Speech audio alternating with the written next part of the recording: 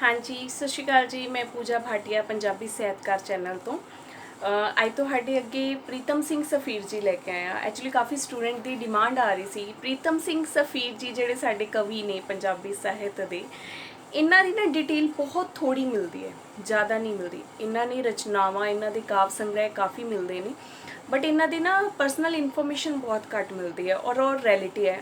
अपने वालों काफ़ी किताबों को फॉलो करके एक लिमिट तक मैं इन्हों का जोड़ा मटीरियल इकट्ठा किया है, तो मटीरियल तुहाडे कोल लैके आ रही हूँ। और एक फुल फ्लैज लैसन जोड़ा अज मैं करवा रही हूँ फर्स्ट टाइम। अदरवाइज़ मैं कभी यूट्यूब से फुल फ्लैज लैसन नहीं करवाया, थोड़े थोड़े ही पॉइंट हमेशा करवाए ने, पर अज प्रीतम सिंह सफीर जी फुल फ्लैज करवा रही हूँ। ये रिगार्डिंग किसी को कोई भी डाउट हो तो मैंने कमेंट में दस सकते हो, तो मैं तुहाडा कमेंट में सॉल्व कर दाँगी। पूरा लैसन चलेगा, बड़े ध्यान नाल सुनियो।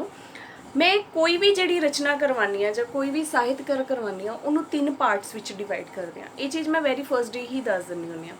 3 पार्ट्स जिहड़े हुंदे आ, जदों तुसीं भी अपना 3 पार्ट्स दे विच ही उन्हां दी स्टडी करोगे, 3 पार्ट्स विच ही उन्हां नूं देख के पढ़ोगे, तुहानूं भी लर्न ईजी होएगा ते समझ भी जल्दी आ जाएगा। ठीक है, हुण वो 3 पार्ट्स की हुंदे ने। सब तो पहला पार्ट जिहड़ा हुंदा वो असीं उन्हां दा लैंदे आ कि उन्हां दी बेसिक इनफॉर्मेशन, जिहड़ा उन्हां दा निजी जीवन है वो की है। दूसरा पार्ट जिहड़ा असीं लैंदे हां उन्हां दी विचारधारा, कि उन्हां दी साहित्य विच जिहड़ी विचारधारा एक पाठक लै रहा, एक पाठक पढ़ रहा है, वो विचारधारा की है, जां आलोचकां ने उन्हां बारे की किया होया। ठीक है, थर्ड जिहड़ा असीं पार्ट लैंदे हां उन्हां दियां रचनावां दा लैंदे हां, कि उन्हां नूं किहड़ियां-किहड़ियां रचनावां कीतियां, किवें कीतियां, ते उन्हां रचनावां ते उन्हां नूं किहड़े-किहड़े सन्मान दित्ते। ठीक है जी, हुण जिहड़ी क्लास चल रही है, इस क्लास विच भी तुहाडे अगे मैं 3 पार्ट ही लैके आवांगी। पहले असीं कर रहे हां प्रीतम सिंह सफीर। हाँ जी, एक गल होर, 1 अक्तूबर तो मेरा नैक्सट बैच जोड़ा स्टार्ट हो रहा है। एक बैच जोड़ा ऑलरेडी चल ही रहा है, पर नवा बैच मैं 1 अक्तूबर तो स्टार्ट कर रही हाँ। वैसे जोड़े मेरे बैचेस ने वो आफ्टर 3 मंथ स्टार्ट होंगे रहते हैं। यह जोड़ा बैच है मैं थोड़ा जल्दी स्टार्ट कर लिया, क्योंकि होप है शायद पोस्टां आ जान। वो होप कदों तक है तुहानूं दस्सिया होया, जिन्नी देर जोड़ा जेल के पेपर के रोल नंबर नहीं आ जाते। जे जेल मास्टर कैडर के रोल नंबर आ गए तो होप खत्म है, जे नहीं आते तो एक होप है। ठीक है, 1 अक्तूबर तो नवा बैच शुरू हो रहा है। जिन्ना ने ज्वाइन करना है वो जल्दी तो जल्दी मैनू कॉन्टैक्ट कर लैन। और मॉक टेस्ट जिहड़े है तुहानूं टिल एग्जाम तक मिलणगे, सिलेबस की क्लास लगेगी, नाल PDF नोट्स भी मिलणगे। ठीक है जी, हुण स्टार्ट करते हैं प्रीतम सिंह सफीर जी। प्रीतम सिंह सफीर जिन्हां दे नाम अगे जस्टिस प्रीतम सिंह सफीर जुड़दा है। जे इस मास्टर कैडर का असीं पेपर देखिए 35-82 का जिहड़ा पेपर आया सी, उहदे विच डॉक्टर महिंदर सिंह रंधावा जी नूं लैके क्वेश्चन आया सी कि सिविल सर्विसिस जिहड़ियां ने उहदे नाल कौन जुड़े हुए ने। डॉक्टर महिंदर सिंह रंधावा जिन्हां नूं तां बचपन तो ही शौक सी सिविल सर्विसिस विच आउण दा, ते ओह आए भी सी, ते उहनां नूं लैके ही क्वेश्चन जिहड़ा पेपर च आया सीगा। इसे तरह प्रीतम सिंह सफीर जिहड़े ने वो जस्टिस मतलब जज, और जज कित्थों दे सीगे? सुप्रीम कोर्ट दे, दिल्ली सुप्रीम कोर्ट। ये एक मैं तुहाडा डाउट क्लीयर करना चाहांगी, मेरे को भी काफ़ी टाइम तक हाई कोर्ट के जज लिखिया रहा है। काफ़ी बुक्स विच तुहानूं हाई कोर्ट के जज मिलणगे, काफ़ी बुक्स विच सुप्रीम कोर्ट के जज मिलणगे। तो मैं परसनली इन्हां दी ID ते जाके चैक किया सी, तो मैनूं जिहड़ा फाइनली जो मिले है वो सुप्रीम कोर्ट है, कि वो सुप्रीम कोर्ट के जज रहे ने। कदों रहे ने? 1969 1969 ਦੇ ਵਿੱਚ। ठीक है जी, ये इन्हां दी पहचान है, इन्हां दा किता है। साडे बहुत सारे लेखक होए ने जिन्हां ने 5-6 किते भी वरते, सॉरी किते काम किते हुए ने। ते प्रीतम सिंह सफीर जिहड़े सी वो जज सी, उन्हां दी पढ़ाई भी सारी इधर दी सी। जन्म इन्हां दा 10 अप्रैल 1916 विच हो रहा है, मलकपुर रावलपिंडी। 10 अप्रैल 1916 मलकपुर रावलपिंडी। पिता इन्हां दे मेहताब सिंह सन। ठीक है जी, हुण मेहताब सिंह कौन सन? और खालसा हाई स्कूल तरन तारण दे हैडमास्टर। मेरे मदर कहते ने जे माता पिता पढ़े लिखे होण ना, तो बच्चा जमदा ही 10वीं पढ़िया हुंदा है। हुण जिसदे फादर हैडमास्टर सीगे, ऑबवियस है वो अपने पुत्तर लिए कुछ अच्छा ही सोचणगे, एजुकेशन साइड तो सोचणगे, उन्हां नूं गाइडलाइनस मिलणगियां। ਜਿਹੜੇ ਵੀਡੀਓਜ਼ देख रहे हैं और ਤੁਹਾਡੇ ਵਿੱਚੋਂ बहुत जाने होंगे जिन्होंने अनलक्कीली गाइडलाइनस नहीं मिलिया होंगे कि सानू किहड़ी लाइन 'ਚ जाना चाहिए, और इस उम्र 'ਚ आके सानू पता चलता है कि नहीं साडे लिए यह लाइन बैटर सी, असीं गलत चूज़ कर ली, तो असीं अपने बच्चों को प्रॉपर गाइड करांगे। ठीक है, जदों जागो उदों सवेरा ਤਾਂ ਮਹਿਤਾਬ ਸਿੰਘ ਜੀ ਹੈਡਮਾਸਟਰ ਸਨ, ਤਾਂ ਓਬਵੀਅਸ ਹੈ ਜਿਹੜੇ ਹੈਡਮਾਸਟਰ ਜੀ ਹੋਣਗੇ ਉਹ ਇੰਨੇ ਲੈਕਚਰ ਇੰਨੇ ਵਿਦਿਆਰਥੀਆਂ ਨੂੰ ਸੂਤ ਕਰਦੇ ਨੇ, ਤੇ ਉਹਨਾਂ ਨੇ ਪ੍ਰੀਤਮ ਸਿੰਘ ਸਫੀਰ ਜੀ ਨੂੰ ਵੀ ਬੜਾ ਸੂਤ ਕੀਤਾ ਹੋਏਗਾ। ਇਸ ਕਰਕੇ ਇਹਨਾਂ ਦੇ ਪਿਤਾ ਦਾ ਪ੍ਰਭਾਵ ਵੀ ਬਹੁਤ ਸੀਗਾ ਆਪਣੇ ਨਿੱਜੀ ਜੀਵਨ ਵਿੱਚ। ਪਿਤਾ ਦਾ ਪ੍ਰਭਾਵ ਜਿਹੜਾ ਏ ਉਹ ਪ੍ਰੀਤਮ ਸਿੰਘ ਸਫੀਰ ਜੀ ਤੇ ਬਹੁਤ ਜ਼ਿਆਦਾ ਸੀ। ਹਾਂ, ਜੇ ਸਾਹਿਤਿਕ ਜੀਵਨ ਵੱਲੋਂ ਦੇਖੋਗੇ ਤਾਂ ਗੁਰੂ ਗੋਬਿੰਦ ਸਿੰਘ ਜੀ ਦਾ ਪ੍ਰਭਾਵ ਸਭ ਤੋਂ ਵੱਧ ਸੀ। ਇਹਨਾਂ ਦੀਆਂ ਰਚਨਾਵਾਂ ਬੜੀਆਂ ਇੰਟਰਸਟਿੰਗ, ਇਹਨਾਂ ਦੀ ਵਿਚਾਰਧਾਰਾ ਜਿਹੜੀ ਹੈ ਨਾ ਪੜ੍ਹਨ 'ਚ ਬੜੀ ਮਜ਼ੇ ਵਾਲੀ ਹੈ, ਦੱਸਾਂਗੇ ਅੱਗੋਂ ਕਿੱਦਾਂ। ਠੀਕ ਹੈ ਜੀ। ਪਿਤਾ ਮਹਿਤਾਬ ਸਿੰਘ ਹੈਡਮਾਸਟਰ ਸਨ। ਪਿਤਾ ਦਾ ਪ੍ਰਭਾਵ ਬਹੁਤ ਜ਼ਿਆਦਾ ਸੀ ਇਹਨਾਂ ਤੇ। ਮਾਤਾ ਤੇਜਵੰਤ ਕੌਰ, ਐਜ਼ ਯੂਜ਼ੁਅਲ ਬੜਾ ਸੌਫਟ ਕਾਰਨਰ ਹੁੰਦਾ ਇੱਕ ਮਾਤਾ ਦਾ। ਖਾਲਸਾ ਹਾਈ ਸਕੂਲ ਤਰਨਤਾਰਨ ਤੋਂ ਹੀ ਪ੍ਰੀਤਮ ਸਿੰਘ ਸਫੀਰ ਜੀ ਨੇ ਆਪਣੀ ਮੁੱਢਲੀ ਸਿੱਖਿਆ ਪ੍ਰਾਪਤ ਕੀਤੀ। ਖਾਲਸਾ ਹਾਈ ਸਕੂਲ ਤਰਨਤਾਰਨ ਤੋਂ ਹੀ ਇਹਨਾਂ ਨੇ ਆਪਣੀ ਮੁੱਢਲੀ ਸਿੱਖਿਆ ਜਿਹੜੀ ਹੈ ਪ੍ਰਾਪਤ ਕੀਤੀ ਹੈ। ਉਸ ਤੋਂ ਬਾਅਦ ਅੱਗੋਂ ਜਦੋਂ ਅਸੀਂ ਕਰਦੇ ਹਾਂ, ਹੁਣ ਇਹਨਾਂ ਨੇ BA ਕੀਤੀ, ਗ੍ਰੈਜੂਏਸ਼ਨ ਕੀਤੀ, ਗ੍ਰੈਜੂਏਸ਼ਨ ਤੋਂ ਬਾਅਦ LLB ਕੀਤੀ। ਓਬਵੀਅਸ ਹੈ ਲਾਅ ਕੀਤੀ ਹੋਏਗੀ ਤਾਂ ਜੱਜ ਬਣੇ ਨੇ, ਨਹੀਂ ਤਾਂ ਕਿੱਥੋਂ ਜੱਜ ਬਣ ਜਾਣਗੇ। ਮੈਂ ਤਾਂ ਬਣ ਨਹੀਂ ਸਕਦੀ, ਮੈਂ ਤਾਂ ਸਿਰਫ ਟੀਚਰ ਹੀ ਬਣ ਸਕਦੀ ਹਾਂ ਜੇ ਸਰਕਾਰ ਪੋਸਟਾਂ ਕੱਢ ਦੇ।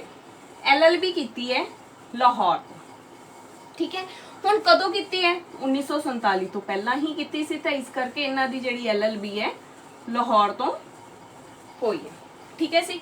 ਇਹ ਸਾਡੇ ਪ੍ਰੀਤਮ ਸਿੰਘ ਸਫੀਰ ਜੀ ਦਾ ਫਰਸਟ ਪਾਰਟ ਸੀ। ਉਹਨਾਂ ਦੀ ਨਿੱਜੀ ਜੀਵਨ ਜਿੰਨਾ ਕੁ ਸਾਨੂੰ ਮਿਲਦਾ ਉਹ ਮੈਂ ਤੁਹਾਨੂੰ ਦੱਸਦਾ। ਇਸ ਤੋਂ ਅੱਗੇ ਪਿੱਛੇ ਜੇ ਤੁਹਾਨੂੰ ਮਿਲਦਾ ਹੋਇਆ ਤਾਂ ਮੈਨੂੰ ਦੱਸ ਦਿਓ। ਨੈਕਸਟ ਜਿਹੜੀ ਇਹਨਾਂ ਦੀ ਅਸੀਂ ਕਰਾਂਗੇ ਉਹ ਵਿਚਾਰਧਾਰਾ ਕਰਾਂਗੇ। ਹਾਂਜੀ, ਨੈਕਸਟ ਅਸੀਂ ਲੈ ਕੇ ਚੱਲ ਰਹੇ ਸੀ ਉਹਨਾਂ ਦੀ ਵਿਚਾਰਧਾਰਾ। ਹੁਣ ਜਿੱਥੇ 3 ਪੜ੍ਹਾ ਹਰ ਇੱਕ ਰਾਈਟਰ ਨੂੰ ਪੜ੍ਹਨ ਲਈ ਮੈਂ ਦੱਸਦੀ ਹਾਂ, ਉਸੇ ਤਰ੍ਹਾਂ ਹਰ ਇੱਕ ਕਵੀ ਨੇ ਆਪਣੀਆਂ ਰਚਨਾਵਾਂ ਨੂੰ ਕਈ ਭਾਗਾਂ ਵਿੱਚ ਵੰਡਿਆ ਹੁੰਦਾ ਹੈ। ਠੀਕ ਹੈ। ਹਰ ਇੱਕ ਕਵੀ ਦੇ ਅਲੱਗ-ਅਲੱਗ ਭਾਗ ਨੇ। ਕਿਸੇ ਨੇ 4 ਤਰ੍ਹਾਂ ਦੀਆਂ ਕਵਿਤਾਵਾਂ ਲਿਖੀਆਂ, ਕਿਸੇ ਨੇ 2 ਤਰ੍ਹਾਂ ਦੀਆਂ ਲਿਖੀਆਂ, ਕਿਸੇ ਦੀ ਵਿਚਾਰਧਾਰਾ ਨੂੰ ਆਪਾਂ 5 ਤਰ੍ਹਾਂ 'ਚ ਵੰਡ ਸਕਦੇ ਹਾਂ। ਇੱਥੇ ਅਸੀਂ ਪ੍ਰੀਤਮ ਸਿੰਘ ਜੀ ਦੀ ਜਿਹੜੀ ਵਿਚਾਰਧਾਰਾ ਉਹਨੂੰ 2 ਭਾਗਾਂ ਵਿੱਚ ਵੰਡਦੇ ਹਾਂ। ਪਹਿਲੀ ਵਿਚਾਰਧਾਰਾ ਹੈ ਪ੍ਰਗਤੀਵਾਦੀ, ਦੂਜੀ ਉਹਨਾਂ ਦੀ ਵਿਚਾਰਧਾਰਾ ਹੈ ਰੋਮਾਂਸਵਾਦੀ। ਉਹਨਾਂ ਦੀਆਂ ਕਵਿਤਾਵਾਂ ਦਾ ਜਿਹੜਾ ਪਹਿਲਾ ਪੜਾਅ ਹੈ ਉਹ ਪ੍ਰਗਤੀਵਾਦੀ ਕਵਿਤਾਵਾਂ ਦਾ ਪੜਾਅ ਹੈ। ਦੂਜਾ ਪੜਾਅ ਜਿਹੜਾ ਹੈ ਉਹ ਰੋਮਾਂਸਵਾਦੀ ਕਵਿਤਾਵਾਂ ਦਾ ਹੈ। ਹੁਣ ਇਹ ਦੂਜਾ ਪੜਾਅ ਕਦੋਂ ਤੋਂ ਚੇਂਜ ਹੁੰਦਾ ਹੈ? ਉਹਨਾਂ ਦੀ ਰਚਨਾ ਆਦਿ ਜੁਗਾਦ ਤੋਂ। ਆਦਿ ਜੁਗਾਦ ਕਾਵ ਸੰਗ੍ਰਹਿ, ਇਸ ਤੋਂ ਆ ਕੇ ਉਹਨਾਂ ਦਾ ਜਿਹੜਾ ਦੂਜਾ ਪੜਾਅ ਰੋਮਾਂਸਵਾਦੀ ਸ਼ੁਰੂ ਹੋ ਜਾਂਦਾ ਹੈ। ਠੀਕ ਹੈ। ਹੁਣ ਇੱਕ ਚੀਜ਼ ਮੈਂ ਤੁਹਾਨੂੰ ਦੱਸਾਂ, ਰੋਮਾਂਸਵਾਦੀ ਨਾ ਤੁਸੀਂ ਮੇਰੇ ਚੈਨਲ 'ਚ ਵਾਦ ਮੈਂ ਕਰਵਾਏ ਹੋਏ ਨੇ ਰੋਮਾਂਸਵਾਦੀ ਦਾ। ਦੇਖਿਓ, ਰੋਮਾਂਸਵਾਦੀ ਨੂੰ ਅਸੀਂ ਪਿਆਰ ਨਹੀਂ ਕਹਿ ਸਕਦੇ, ਇਸ 'ਚ ਪਰਮਾਤਮਾ ਨਾਲ ਪਿਆਰ ਵੀ ਜੁੜਿਆ ਹੋਇਆ ਆ ਜਾਂਦਾ। ਠੀਕ ਹੈ ਜੀ। ਪ੍ਰਗਤੀਵਾਦੀ ਤੇ ਰੋਮਾਂਸਵਾਦੀ। ਹੁਣ ਏਜ ਦੇ ਨਾਲ ਅਸੀਂ ਜੇ ਗੱਲ ਕਰੀਏ, ਏਜ ਫੈਕਟਰ ਦੀ ਗੱਲ ਕਰੀਏ, ਔਰ ਜਿਸ ਟਾਈਮ ਤੇ ਕਵੀ ਹੋਏ ਨੇ 1947 ਤੋਂ ਪਹਿਲਾਂ ਦੇ ਹੋਏ ਨੇ, ਕ੍ਰਾਂਤੀਕਾਰੀ ਕਵੀ ਨੇ। ਠੀਕ ਹੈ। ਕ੍ਰਾਂਤੀ ਦੇਖ ਰਿਹਾ ਹੈ, ਭਾਰਤ ਦੀ ਆਜ਼ਾਦੀ ਦੇਖ ਰਿਹਾ ਹੈ, ਦੇਸ਼ ਦਾ ਦੇਖ ਰਿਹਾ ਹੈ, ਗੁਲਾਮੀ ਦੇਖ ਰਿਹਾ ਹੈ। ਤੁਹਾਨੂੰ ਪਤਾ ਹੈ ਹੀਰਾ ਸਿੰਘ ਦਰਦ ਜੀ ਇਸੇ ਕਰਕੇ ਪ੍ਰੋਫੈਸਰ ਪੂਰਨ ਸਿੰਘ ਜੀ ਤੇ ਭਾਈ ਵੀਰ ਸਿੰਘ ਜੀ ਤੋਂ ਗੁੱਸੇ ਰਹਿੰਦੇ ਸੀ। ਕਿਉਂ? ਕਿਉਂਕਿ ਉਹਨਾਂ ਨੇ ਦੇਸ਼ ਦੀ ਆਜ਼ਾਦੀ ਲਈ ਕੁਝ ਨਹੀਂ ਲਿਖਿਆ। ਹੀਰਾ ਸਿੰਘ ਦਰਦ ਜਿਹੜੇ ਨੇ ਆਪਣੇ ਦੇਸ਼ ਭਗਤ ਕਵੀ ਸੀ।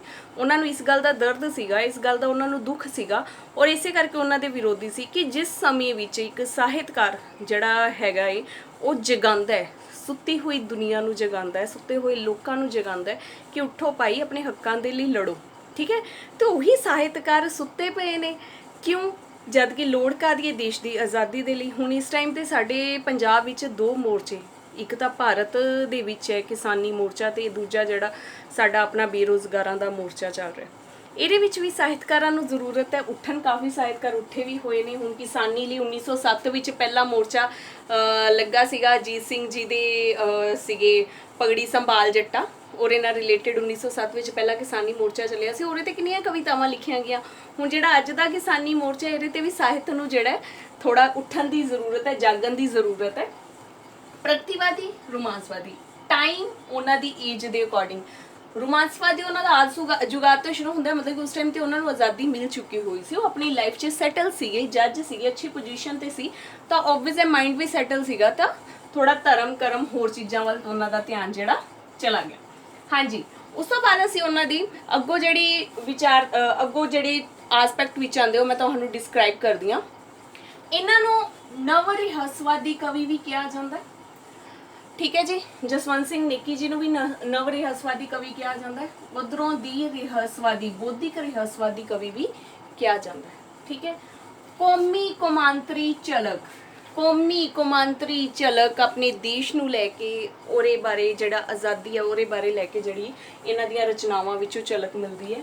ਮਾਨਵਵਾਦੀ ਸੰਕਲਪ ਮਿਲਦਾ ਜਦ ਅਸੀਂ ਗੁਲਾਮੀ ਦੇਖ ਰਹੇ ਹਾਂ, ਅਸੀਂ ਸਾਰੇ ਗੁਲਾਮ ਹੋਏ ਪਏ ਹਾਂ, ਸਾਡੇ ਹਾਲਾਤ ਇੰਨੇ ਮਾੜੇ ਹੋਏ ਪਏ ਆ, ਤਾਂ ਆਬਵੀਅਸ ਹੈ ਅਸੀਂ ਮਾਨਵਵਾਦੀ ਸੰਕਲਪ ਦੇਖਾਂਗੇ। ਬੁੱਧੀ ਤੱਤ ਸੀਗਾ ਇਹਨਾਂ ਦੀਆਂ ਕਵਿਤਾਵਾਂ 'ਚ, ਆਬਵੀਅਸ ਹੈ ਬੁੱਧੀ ਤੱਤ ਹੋਏਗਾ ਬਈ ਅਗਲਾ ਬੰਦਾ ਜਸਟਿਸ ਹੈ, ਜਸਟਿਸ ਜੱਜ ਹੈ, ਤਾਂ ਉਹਦੇ 'ਚ ਬੁੱਧੀ ਤੱਤ ਨਹੀਂ ਹੋਏਗਾ ਤਾਂ ਕੀ ਮੇਰੇ ਵਰਗੇ ਵਿੱਚ ਹੋਏਗਾ? ਬੁੱਧੀ ਤੱਤ ਹੈ। ਇਤਿਹਾਸਿਕ ਤੇ ਮਿਥਿਹਾਸਿਕ ਹਵਾਲੇ, ਜਿੱਥੇ ਹਵਾਲੇ ਆ ਜਾਂਦਾ ਇਹ ਮਤਲਬ ਕੀ ਹੁੰਦਾ ਕਿ ਇਤਿਹਾਸ ਤੇ ਮਿਥਿਹਾਸ ਦੀਆਂ ਘਟਨਾਵਾਂ ਨੂੰ ਅੱਜ ਦੀਆਂ ਘਟਨਾਵਾਂ ਦੇ ਨਾਲ ਜੋੜ ਕੇ ਪੇਸ਼ ਕਰਨਾ। ਅਧਿਆਤਮਕ ਇਹਨਾਂ ਵਿੱਚ ਸੀਗੀ, ਜਦੋਂ ਇਤਿਹਾਸ ਹੈ ਕਿਉਂਕਿ ਮਿਥਿਹਾਸ ਵਿੱਚ ਥੋੜੀ ਬਹੁਤ ਅਧਿਆਤਮਕਤਾ ਆ ਜਾਂਦੀ ਹੈ, ਤਾਂ ਅਧਿਆਤਮਕਤਾ ਆ ਜਾਂਦੀ ਹੈ। ਉਸ ਤੋਂ ਬਾਅਦ ਗੁਰੂ ਗੋਬਿੰਦ ਸਿੰਘ ਜੀ ਦਾ ਇਹਨਾਂ ਤੇ ਕਾਫੀ ਪ੍ਰਭਾਵ ਸੀਗਾ, ਗੁਰੂ ਗੋਬਿੰਦ ਸਿੰਘ ਜੀ ਦਾ। ਹੁਣ ਇਹਨਾਂ ਦਾ ਇੱਕ ਜਿਹੜਾ ਮੇਨ ਗੁਣ, ਔਰ ਮੈਨੂੰ ਜਿੱਥੋਂ ਤੱਕ ਲੱਗਦਾ ਹੈ ਕਿ ਐਗਜ਼ਾਮ ਦੇ ਪੁਆਇੰਟ ਆਫ ਵਿਊ ਤੋਂ ਇਹ ਬੜਾ ਇੰਪੋਰਟੈਂਟ ਪੁਆਇੰਟ ਹੈ, ਕਿਉਂਕਿ ਹਰ ਇੱਕ ਜਿਹੜਾ ਰਾਈਟਰ ਹੈ ਉਹਦੇ ਨਾਲ ਕੁਛ ਨਾ ਕੁਛ ਨਵਾਂ ਜੁੜਿਆ ਹੁੰਦਾ, ਉਹਦੀ ਪਹਿਚਾਣ ਕਿਤੇ ਨਾ ਕਿਤੇ ਆਉਂਦੀ ਹੈ। ਜੋ ਕੁਝ ਕਹਿੰਦਾ ਹੈ ਵਧੇਰੇ ਅਣਕਿਆ ਹੈ, ਮਤਲਬ ਜੋ ਵੀ ਕਹਿ ਰਹੇ ਆ ਨਾ ਉਹ ਪੂਰਾ ਫੁੱਲ ਫਲੇਜ ਮੀਨਿੰਗ ਨਹੀਂ ਬਾਹਰ ਕੱਢ ਰਹੇ, ਉਹ ਕੁਛ ਨਾ ਕੁਛ ਵਿੱਚੋਂ ਦੀ ਥੋੜੀ ਜਿਹੀ ਘੁੱਕੀ ਜਿਹਨੂੰ ਕਹਿੰਦੇ ਛੱਡ ਜਾਂਦੇ ਕਿ ਸਾਹਮਣੇ ਵਾਲਾ ਆਪ ਹੀ ਸਮਝੇ। ਬਹੁਤ ਕੁਝ ਕਹਿ ਵੀ ਰਹੇ ਨੇ ਤੇ ਬਹੁਤ ਕੁਝ ਅਣਕਿਆ ਛੱਡ ਵੀ ਦਿੰਦੇ ਹੈ। ਤੇ ਇਹਨਾਂ ਉੱਤੇ ਇੱਕ ਐਸੇ ਕਵੀ ਹੈ ਜਿਨ੍ਹਾਂ ਤੇ ਅਸਪਸ਼ਟਤਾ ਦਾ ਇਲਜ਼ਾਮ ਲੱਗਦਾ ਹੈ। ਅਸਪਸ਼ਟਤਾ ਮਤਲਬ ਕਿ ਉਹਨਾਂ ਦੀ ਕਿਸੇ ਗੱਲ ਵਿੱਚ ਸਪਸ਼ਟਤਾ ਨਹੀਂ ਹੈ, ਔਰ ਉਹ ਇਲਜ਼ਾਮ ਕਿਉਂ ਲੱਗਦਾ ਹੈ? ਕਿਉਂਕਿ ਨਿੱਜੀ ਪਿਆਰ ਨੂੰ ਰਹੱਸਵਾਦੀ ਰੂਪ ਦੇਣ ਦੀ ਕੋਸ਼ਿਸ਼ ਕੀਤੀ ਹੈ ਉਹਨਾਂ ਨੇ ਆਪਣੀਆਂ ਰਚਨਾਵਾਂ ਵਿੱਚ। ਜਿਹੜਾ ਉਹਨਾਂ ਦਾ ਨਿੱਜੀ ਪਿਆਰ ਹੈ ਉਹਨੂੰ ਰਹੱਸਵਾਦੀ ਬਣਾਉਂਦੇ ਉਹ ਪਾਠਕਾਂ ਦੇ ਲਈ ਅਸਪਸ਼ਟਤਾ ਜਿਹੜੀ ਹੈ ਛੱਡ ਜਾਂਦੇ ਹੈ, ਜਿਸ ਕਰਕੇ ਉਹ ਜੋ ਕੁਝ ਵੀ ਕਹਿ ਰਹੇ ਹੈ ਉਹ ਕੀ ਲੱਗਦਾ ਹੈ? ਅਣਕਿਹਾ ਜਿਹਾ ਲੱਗਦਾ ਹੈ। ਠੀਕ ਹੈ। ਸੰਯੋਗ ਵਿਯੋਗ ਦੀ ਗੱਲ ਜਿਹੜੀ ਇਹਨਾਂ ਦੀਆਂ ਰਚਨਾਵਾਂ ਵਿੱਚ ਹੁੰਦੀ ਹੈ, ਉਹ ਕਿਸੇ ਤਰ੍ਹਾਂ ਦਾ ਵੀ ਸੰਯੋਗ ਵਿਯੋਗ ਅਸੀਂ ਕਹਿ ਸਕਦੇ ਹਾਂ। ਫਿਰ ਖੁਦ ਪ੍ਰੀਤਮ ਸਫੀਰ ਜੀ ਦੇ ਸ਼ਬਦ ਹੈ, ਕਵਿਤਾ ਮਿਹਨਤ ਦੀ ਉਪਜ ਨਹੀਂ, ਮਤਲਬ ਮਿਹਨਤ ਦੇ ਨਾਲ ਨਹੀਂ ਕਿ ਤੁਸੀਂ ਬੈਠੇ ਹੋ ਲਿਖੀ ਜਾਓ, ਮਿਹਨਤ ਦੀ ਉਪਜ ਨਹੀਂ, ਸਗੋਂ ਇਸ ਵਿੱਚ ਇਲਹਾਮ ਦਾ ਅੰਸ਼ ਹੈ। ਇਲਹਾਮ ਸ਼ਬਦ ਦਾ ਅਰਥ ਤੁਹਾਡੀ ਡਿਊਟੀ ਹੈ ਮੈਨੂੰ ਦੱਸਣਾ ਕਿ ਇਲਹਾਮ ਸ਼ਬਦ ਦਾ ਅਰਥ ਕੀ ਹੈ। ਇਸ ਵਿੱਚ ਇਲਹਾਮ ਦਾ ਅੰਸ਼ ਹੈ। ਹੁਣ ਇਹਨਾਂ ਦਾ ਇੱਕ ਅਨੁਭਵ ਜਿਹੜਾ ਜੁੜਦਾ ਹੈ, ਅਨੁਭਵ। ਪ੍ਰੀਤਮ ਸਿੰਘ ਸਫੀਰ ਜੀ ਕਹਿੰਦੇ ਨੇ ਕਿ ਮੈਂ ਉਸ ਦੇਸ਼, ਉਸ ਧਰਤੀ ਤੇ ਜਨਮ ਲਿੱਤਾ ਹੈ ਜਿਹੜੀ ਗੁਰੂਆਂ ਪੀਰਾਂ ਦੇਵੀ ਦੇਵਤਿਆਂ ਦੀ ਧਰਤੀ ਹੈ, ਜਿਸ ਕਰਕੇ ਉਹ ਅਨੁਭਵ ਕਰਦੇ ਹੈ ਗੁਰੂ ਮੇਰੇ ਸੰਗ ਸਦਾ ਹੈ ਨਾਲੇ, ਕਿ ਉਹ ਮੇਰਾ ਗੁਰੂ ਜਿਹੜਾ ਹੈ ਹਮੇਸ਼ਾ ਮੇਰੇ ਸੰਗ ਹੈ, ਮੇਰੇ ਨਾਲ ਰਹਿੰਦਾ ਹੈ। ਕਿਵੇਂ ਨਾਲ ਰਹਿ ਰਿਹਾ ਹੈ? ਕਿ ਜਿਸ ਧਰਤੀ ਤੇ ਉਹਨਾਂ ਦਾ ਜਨਮ ਹੋਇਆ ਹੈ, ਜਿਸ ਧਰਤੀ ਜਿਹੜੀ ਧਰਤੀ ਉਹਨਾਂ ਦੀ ਕਰਮ ਭੂਮੀ ਰਹੀ ਹੈ, ਜਿਹੜੀ ਧਰਤੀ ਤੇ ਉਹ ਵਿਚਰੇ ਨੇ, ਲੋਕਾਂ ਦੀ ਭਲਾਈ ਕੀਤੀ ਹੈ, ਜਿਸ ਧਰਤੀ ਤੇ ਉਹਨਾਂ ਨੇ ਆਪਣੀ ਬਾਣੀ ਰਚਨਾ ਕੀਤੀ ਹੈ, ਉਸੇ ਧਰਤੀ ਤੇ ਪ੍ਰੀਤਮ ਸਿੰਘ ਸਫੀਰ ਜੀ ਵੀ ਰਹਿ ਰਹੇ ਹੈ, ਉਸੇ ਧਰਤੀ ਤੇ ਪ੍ਰੀਤਮ ਸਿੰਘ ਸਫੀਰ ਜੀ ਦਾ ਵੀ ਜਨਮ ਹੋਇਆ। ਠੀਕ ਹੈ, ਇਹ ਸੀ ਉਹਨਾਂ ਦੀਆਂ ਵਿਚਾਰਤਾਵਾਂ। ਜਿਹੜਾ ਮੇਨ ਇੰਪੋਰਟੈਂਟ ਹੈ ਪੁਆਇੰਟ, ਇੱਕ ਤਾਂ ਇਹ ਕਿ ਉਹਨਾਂ ਦੀ ਰਚਨਾ ਨੂੰ ਅਸੀਂ ਦੋ ਪਾਰਟਸ ਵਿੱਚ ਵੰਡਦੇ ਹਾਂ, ਪ੍ਰਗਤੀਵਾਦੀ ਤੇ ਰਹੱਸਵਾਦੀ। ਪਹਿਲਾ ਪੜਾਅ ਪ੍ਰਗਤੀਵਾਦੀ, ਦੂਜਾ ਰੋਮਾਂਸਵਾਦੀ। ਦੂਜਾ ਜਿਹੜਾ ਇੰਪੋਰਟੈਂਟ ਪੁਆਇੰਟ ਮੈਨੂੰ ਲੱਗਦਾ ਹੈ ਇਹਦਾ ਐਗਜ਼ਾਮ ਦੇ ਪੁਆਇੰਟ ਆਫ ਵਿਊ ਤੋਂ, ਕਿ ਇਹਨਾਂ ਤੇ ਅਸਪਸ਼ਟਤਾ ਦਾ ਇਲਜ਼ਾਮ ਲੱਗਦਾ ਹੈ। ਔਰ ਕਿਉਂ ਲੱਗਦਾ ਹੈ? ਨਿੱਜੀ ਪਿਆਰ ਨੂੰ ਰਹੱਸਵਾਦੀ ਰੂਪ ਦੇਣ ਕਰਕੇ, ਤੇ ਇਸ ਕਰਕੇ ਇਹਨਾਂ ਨੂੰ ਕਿਹਾ ਜਾਂਦਾ ਹੈ ਜੋ ਕੁਝ ਕਹਿੰਦਾ ਹੈ ਤੇ ਬਹੁਤ ਕੁਝ ਅਣਕਿਹਾ ਵੀ ਹੈ। ਹੁਣ ਇਸ ਤੋਂ ਬਾਅਦ ਜਿਹੜਾ ਅਸੀਂ ਅੱਗੋਂ ਕਰ ਰਹੇ ਹਾਂ ਉਹ ਇਹਨਾਂ ਦੀਆਂ ਕਾਵ ਸੰਗ੍ਰਹਿ ਮੈਂ ਤੁਹਾਨੂੰ ਕਰਾਵਾਂਗੀ ਤੇ ਉਹਨਾਂ ਦੀਆਂ ਰਚਨਾਵਾਂ ਨਾਲ ਦੀ ਨਾਲ ਤੁਹਾਨੂੰ ਦੱਸਾਂਗੀ।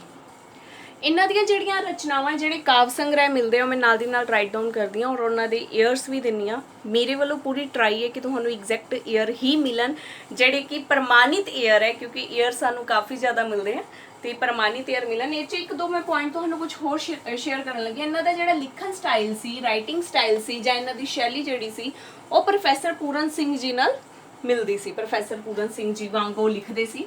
ਛੰਦ ਮੁਕਤ ਰਚਨਾਵਾਂ, ਆਬਵੀਅਸ ਹੈ ਪ੍ਰੋਫੈਸਰ ਪੂਰਨ ਸਿੰਘ ਜੀ ਖੁਦ ਸੈਲਾਨੀ ਛੰਦ ਦੀ ਵਰਤ ਕਰਦੇ ਸੀ, ਛੰਦ ਮੁਕਤ ਰਚਨਾਵਾਂ ਲਿਖਦੇ ਸੀ, ਤਾਂ ਜੇ ਉਹਨਾਂ ਦਾ ਸਟਾਈਲ ਹੈ ਤਾਂ ਪ੍ਰੀਤਮ ਸਿੰਘ ਸਫੀਰ ਜੀ ਵੀ ਛੰਦ ਮੁਕਤ ਕਵੀ ਹੋਏ। ਇਹਨਾਂ ਦੀਆਂ ਰਚਨਾਵਾਂ, ਇਹਨਾਂ ਨੂੰ ਭਾਸ਼ਾ ਦਾ ਗਿਆਤਾ, ਪ੍ਰਵੀਨ ਗਿਆਤਾ ਵੀ ਕਿਹਾ ਜਾਂਦਾ। ਪ੍ਰਵੀਨ ਗਿਆਤਾ ਜੋ ਬਹੁਤ ਜ਼ਿਆਦਾ ਲੈਂਗੁਏਜ ਨੂੰ ਲੈ ਕੇ ਐਕਸਪਰਟ ਕਵੀ ਹੈ, ਜਿਸ ਨੂੰ ਇਹ ਪਤਾ ਕਿ ਮੈਂ ਕਿਹੜਾ ਸ਼ਬਦ ਕਿੱਥੇ ਜਾ ਕੇ ਵਰਤਣਾ ਹੈ। ਠੀਕ ਹੈ, ਉੱਥੇ ਅਸੀਂ ਇਹ ਵਰਡ ਯੂਜ਼ ਕਰਦੇ ਹਾਂ ਕਿ ਪ੍ਰਵੀਨ ਗਿਆਤਾ ਸਨ। ਉਰਦੂ, ਫਾਰਸੀ, ਸਾਮੀ, ਪੁਰਾਣਿਕ ਤੇ ਗੁਰਬਾਨੀ ਦੇ ਸ਼ਬਦ ਜਿਹੜੇ ਹੈ ਉਹਨਾਂ ਦੀ ਸ਼ਬਦਾਵਲੀ ਵਿੱਚ ਮਿਲਦੇ ਆ। ਠੀਕ ਹੈ ਜੀ। ਹੁਣ ਇਹਨਾਂ ਦਾ ਸਭ ਤੋਂ ਪਹਿਲਾ ਜਿਹੜਾ ਕਾਵ ਸੰਗ੍ਰਹਿ ਉਹ ਹੈ ਕੱਤਕ ਕੁੰਜਾ। ਇਹ ਆਇਆ ਸੀ 1941 ਵਿੱਚ। दूसरा पाप दे सोहले, पाप दे सोहले, एक काव्य संग्रह आया सी 1943 विच। तीसरे नंबर ते है रक्त बूंदा। कुछ इंपॉर्टेंट पॉइंट्स भी मैं दसांगी, और इंपॉर्टेंट पॉइंट्स किहड़े काव्य संग्रह विचों हन ये भी तुहानूं दस्सिया जाएगा। 1946 बस नाल रो। वीडियो अच्छी लगे तो लाइक कर दिओ, सबसक्राइब भी कर दिओ। वैसे मैं अज तक क्या नहीं, फर्स्ट टाइम बोल रही हाँ। सारे जाने तुसी आप ही बहुत प्यार दिंदे हो, पर चलो लाइक एंड सबसक्राइब भी कर दिओ, मैनूं थोड़ा हौसला हो जाएगा। राग रिश्मा 1946। ठीक है जी। हुण ए जिहड़े ने देश वंड तक दे इन्हां नूं काव्य संग्रह असीं काउंट करांगे। देश वंड तक, देश वंड तो पहलां दे, ते जिस करके ऑबवियस है इन्हां दी जिहड़ी सोचनी होएगी, विचारधारा होएगी, वो प्रगतिवादी विचारधारा होएगी। चार आ जाते हैं, कत्तक पूंजा 1941, पाप दे सोले 1943, रक्त बूंदा 1946, राग रिश्मा 1946। इस तो बाद उन्हां दी काव्य दा दूजा पड़ाव शुरू हो रहा है, जिहड़ा कि तुहानूं मैं दस्सिया आद जुगात तो शुरू हुंदा है, 1947 तो बाद है। और वो पड़ाव किहड़ा है, रोमांसवादी, जिस च रहस्यवादी भी नाल ही आ जांदा है, वो है आद जुगात। आद जुगात 1958, गुरु गोबिंद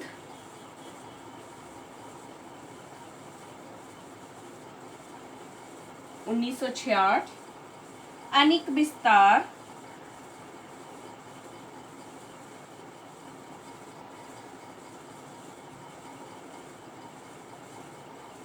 1980। इनू भारतीय साहित्य अकादमी का अवार्ड भी मिले। इन्होंने अवार्ड काफ़ी मिले हुए ने, चाहे कि पाठकों नूं जिहड़े आम पाठक से उन्होंने इन्हां दियां जिहड़ियां कविता बोझल लगदियां सीगियां और इंटरस्टिंग नहीं सी लगदियां, पर जिहड़े बुद्धिजीवी सी उन्होंने इन्हां दियां कवितावां बहुत वधिया लगदियां सी, इस करके इन्होंने अवार्ड भी काफ़ी मिले हुए ने। भारतीय साहित्य अकादमी अवार्ड इन्होंने मिले है 1983 विच। आम पाठक जिहड़े आ उन्हां नूं बोझल लगणगियां इन्हां दियां रचनावां। अगम अगोचर, अगम अगोचर काव्य संग्रह इन्हां दा 81 विच। संयोग वियोग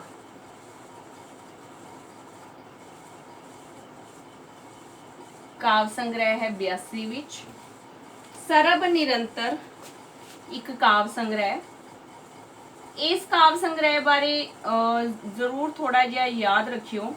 87 विच इन्हां विच ये काव्य संग्रह विच समुचियां कवितावां प्रीतम सिंह सफीर जी दियां समुचियां कवितावां, मतलब कि 1987 विच आ रहा है, तो यह भी एक बड़ा कॉमन सेंस वाली चीज़ बन जाती है कि 1987 तो पहलां दियां जिहड़ियां काव्य संग्रह दियां कवितावां ये सारियां सरब निरंतर विच दर्ज ने। समुचियां कवितावां इन्हां नूं कह सकदे हां।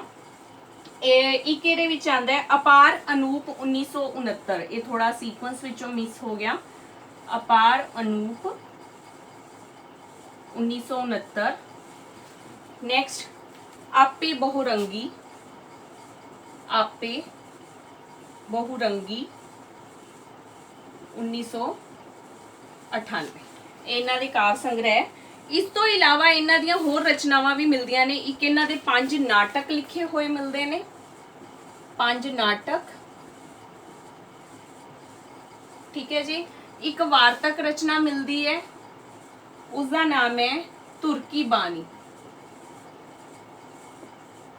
तुर्की बानी। क्लियर जी। हुण इस तो बाद इन्हां दी मैं कुछ को तुहानू दसांगी जिहड़े कवितावां दे काव्य संग्रह किहड़े किहड़े। हाँ, एक चीज़ तो हुण मैं होर दसदा सी, जिथे रोमांसवादी लिखिया ना, पहला पड़ा प्रगतिवादी, दूजा पड़ा रोमांसवादी, और इनाल रहस्यवादी भी कर दूँ, क्योंकि कई बार रहस्यवादी भी वर्ड आ जाता है, कई बार रोमांसवादी भी आ जाता है, पर दोनों पड़ावां नूं लैके, दोनों ही गल्लां नूं लैके दूसरे पड़ाव विच अपनियां कवितावां लिख रहे सी।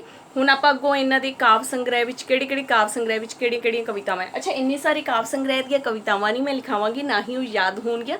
जिहड़ियां इंपॉर्टेंट कवितावां ने ते Punjab school education board the books which दर्ज कवितावां ने, उन्हां दे ही काव्य संग्रह मैं तुहानूं दसांगी। हाँ जी, सब तो पहले मैं काव्य संग्रह लै रही हाँ आद जुगाद। इस विच दर्ज कवितावां ने नील, हीरोशिमा ते नागासाकी।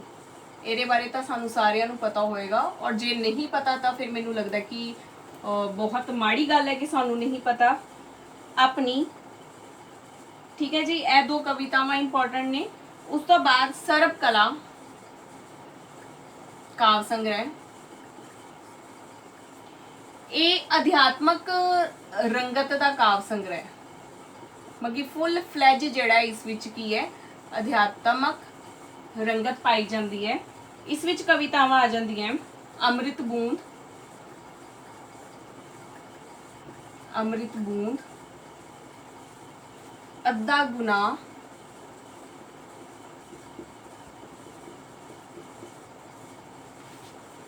विस्माद पल,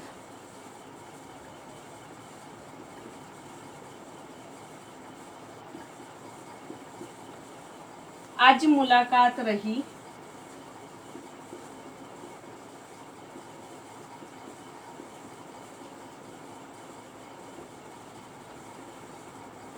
रात मेरे दरवाजियां उत्ते,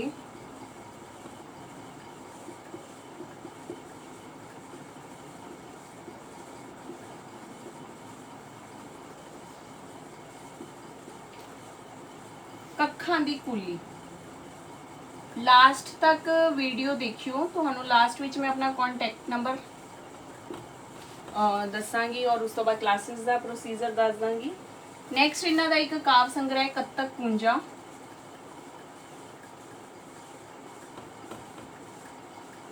इस विच टोटल 7 कवितावां ने, पर जिहड़ियां इंपॉर्टेंट ने कंसुआ, हिंदुस्तान,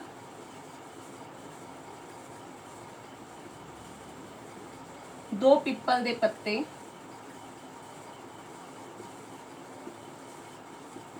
और अदरवाइज इन्हां दी इंपॉर्टेंट कविता जिहड़ियां है वो है किसे दे खून विचों एक काव्य संग्रह। सॉरी मैनू इहदा नहीं पता किहड़े काव्य संग्रह विचों है। किसे दे खून विचों एक कविता है मन्नो दे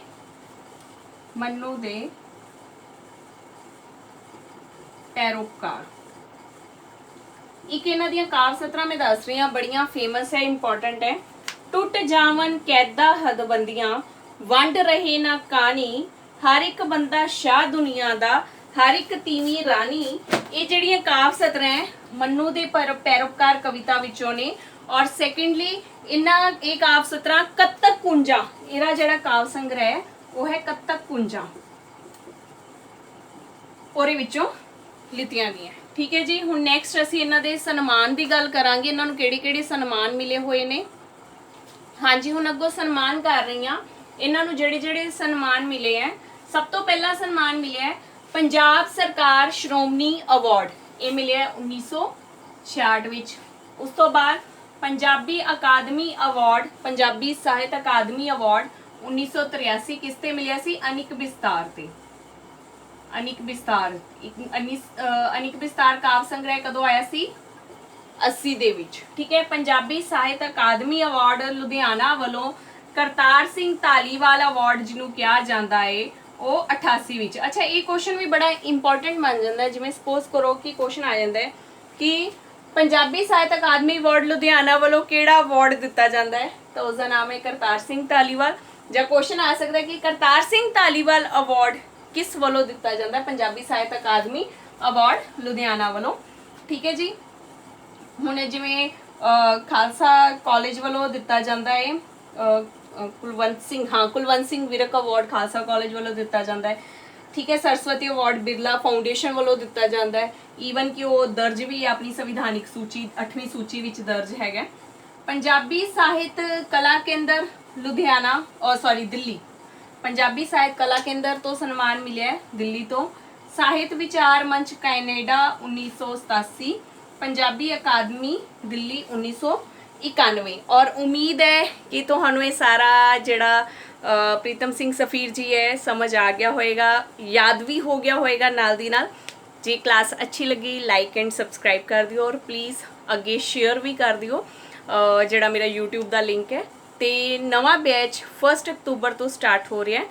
ਜਿਹੜੇ ਵੀ ਸਟੂਡੈਂਟ ਨਵਾਂ ਬੈਚ ਲਗਾਉਣਾ ਚਾਹੁੰਦੇ ਹੈ, ਮਾਸਟਰ ਕੇਡਰ ਦੀ ਕਲਾਸ ਸਟਾਰਟ ਕਰਨਾ ਚਾਹੁੰਦੇ ਹੈ, ਉਹ ਮੈਨੂੰ 7717639393 ਤੇ ਕੰਟੈਕਟ ਕਰ ਸਕਦੇ ਹੈ ਜਾਂ WhatsApp ਕਰ ਸਕਦੇ ਹੈ 7717639393।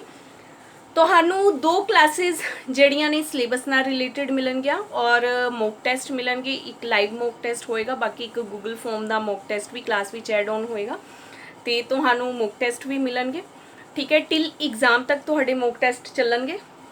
ਜਿਹੜੇ ਵੀ ਸਟੂਡੈਂਟ ਕਲਾਸ ਲਗਾਉਣਾ ਚਾਹੁੰਦੇ ਜਲਦੀ ਤੋਂ ਜਲਦੀ ਮੈਨੂੰ ਇਹ ਕੰਟੈਕਟ ਕਰ ਲਓ। ਔਰ ਲਾਸਟ ਨਾਟ ਏ ਲੀਸਟ ਜਿਹੜੀ ਇੱਕ ਰਿਕੁਐਸਟ ਹੈ, ਵਿੱਚ ਜੇ ਮੈਂ ਵੀਡੀਓਜ਼ ਪਾਉਣੀਆਂ ਬੰਦ ਕਰਤੀਆਂ ਸੀ ਆਪਣੇ ਮੋਰਚੇ ਕਰਕੇ, ਪਰ ਚਲੋ ਮੇਰੇ ਲਈ ਵੀ ਜ਼ਰੂਰੀ ਹੈ ਵੀਡੀਓਜ਼ ਪਾਉਣੀਆਂ, ਤਾਂ ਕਾਫੀ ਹਿੰਮਤ ਕਰਕੇ ਅੱਜ 15-20 ਦਿਨਾਂ ਬਾਅਦ ਮੈਂ ਦੁਬਾਰਾ ਤੋਂ ਵੀਡੀਓਜ਼ ਪਾਉਣੀਆਂ ਸਟਾਰਟ ਕੀਤੀਆਂ। ਤੁਹਾਨੂੰ ਵੀ ਪਤਾ ਹੈ ਕਿ ਬੰਦ ਹੋਈਆਂ ਸੀਗੀਆਂ ਜਿਹੜੇ ਰੈਗੂਲਰ ਚੈੱਕ ਕਰਦੇ ਨੇ, ਪਰ ਇੱਕ ਰਿਕੁਐਸਟ ਹੈ, ਮੋਰਚੇ ਤੇ ਜਾਓ, ਜਿੰਨੀ ਹਾਜ਼ਰੀ ਲਵਾ ਸਕਦੇ ਹੋ ਲਵਾਓ, ਕਿਉਂਕਿ ਮੈਨੂੰ ਜਿੱਥੋਂ ਤੱਕ ਲੱਗਦਾ ਹੈ ਜਿਹੜੇ ਮੁਨੀਸ਼ ਵੀਰ ਜੀ ਟੈਂਕੀ ਤੇ ਚੜੇ ਹੋਏ ਨੇ, ਸਾਨੂੰ ਉਹਨਾਂ ਨੂੰ ਸਪੋਰਟ ਕਰਨ ਦੀ ਬਹੁਤ ਜ਼ਿਆਦਾ ਜ਼ਰੂਰਤ ਹੈ। ਉਹ ਤਾਂ ਆਪਣਾ ਸਾਰਾ ਕੁਝ ਛੱਡ ਕੇ ਬੈਠੇ ਹੋਏ ਨੇ, ਅਸੀਂ ਟੈਨਸ਼ਨਾਂ ਲੈ ਕੇ ਬੈਠੇ ਹੋਏ ਹਾਂ। ਜਿਵੇਂ ਮੈਂ ਲੈ ਕੇ ਬੈਠੀ ਹਾਂ, ਮੈਂ ਵੀਡੀਓ ਨਹੀਂ ਪਾਵਾਂਗੀ ਤਾਂ ਮੇਰਾ ਕਿੱਦਾਂ ਗੁਜ਼ਾਰਾ ਹੋਏਗਾ, ਪਰ ਉਹਨਾਂ ਨੇ ਉਹ ਸਭ ਕੁਝ ਛੱਡਿਆ ਹੋਇਆ, ਆਪਣਾ ਘਰ ਪਰਿਵਾਰ ਉਹਨਾਂ ਦੀ ਮਦਰ ਨੂੰ ਮਿਲਿਆ ਕਿੰਨਾ ਟਾਈਮ ਹੋ ਗਿਆ ਹੋਏਗਾ।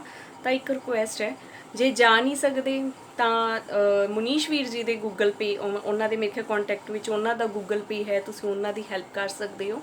ਠੀਕ ਹੈ, ਪਰ ਕੋਸ਼ਿਸ਼ ਇਹੀ ਕਰੋ। ਹੋਰ ਮੈਨੂੰ ਲੱਗਦਾ ਕਿ 5-6 ਦਿਨਾਂ ਦਾ ਹੈ, ਉਸ ਤੋਂ ਬਾਅਦ ਜੇ ਮੋਰਚਾ ਸਾਡਾ ਪੀਕ ਤੇ ਪਹੁੰਚਿਆ ਹੋਇਆ ਹੈ, 5-6 ਦਿਨ ਅਸੀਂ ਯੂਟੀਲਾਈਜ਼ ਕਰ ਦਿੰਦੇ ਹਾਂ ਉੱਧਰ, ਤਾਂ ਮੈਨੂੰ ਜਿੱਥੋਂ ਤੱਕ ਲੱਗਦਾ ਕਿ ਇੱਕ ਉਮੀਦ ਬਣ ਜਾਏਗੀ ਤੇ ਅਸੀਂ ਵੀ ਮੁਨੀਸ਼ ਵੀਰ ਜੀ ਨੂੰ ਜਿਹੜਾ ਟੈਂਕੀ ਤੋਂ ਜਲਦੀ ਲਾ ਸਕਾਂਗੇ। ਇੱਕ ਰਿਕੁਐਸਟ ਹੈ, ਤਾਂ ਜ਼ਰੂਰ ਮੇਰੀ ਮੰਨ ਲਿਓ ਔਰ ਟਾਈਮ ਟੂ ਟਾਈਮ ਵੀਡੀਓਜ਼ ਦੇਖਦੇ ਰਹੀਓ। ਵੀਡੀਓਜ਼ ਮੈਂ ਤੁਹਾਨੂੰ ਹੋਰ ਵੀ ਵਿੱਚ ਅਪਲੋਡ ਕਰਦੀ ਰਹਾਂਗੀ।